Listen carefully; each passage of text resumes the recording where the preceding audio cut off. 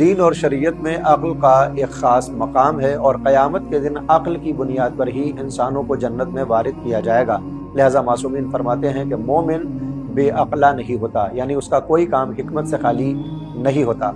माह मुबारक रमज़ान के तीसरे दिन हम परवरदिगार से अच्छी समझ और अपनी अक्ल को बेहतर बनाने का तकाजा करते हुए कुछ चीज़ें मांगते हैं और अल्लाह से कहते हैं, अल्लाहुम्मा रज़ुक़नी फ़ीहि ज़िहना वत्तंबीह वबाइदनी फ़ीहि मिनश्शफ़ाहति वत्तमवीह वजअल ली नसीबम मिन कुल्लि खैरिन तुनज़िलु फ़ीहि बिजूदिका या अजवदल अजवदीन। हम कहते हैं, ऐ माबूद, आज के दिन मुझे होश और आगाही अता फरमा, मुझे हर तरह की नासमझी और बेराहरवी से बचा के रख और मुझको हर उस भलाई में से हिस्सा दे जो आज तेरी अताओं से नाजिल हो, ऐ सबसे ज़्यादा अता करने वाले। जब हम दुआ करते हैं तो फिर दुआ के पैगाम को ज़िंदगी में उतारने की भी ज़रूर कोशिश करें, क्योंकि मासूमीन ने फरमाया,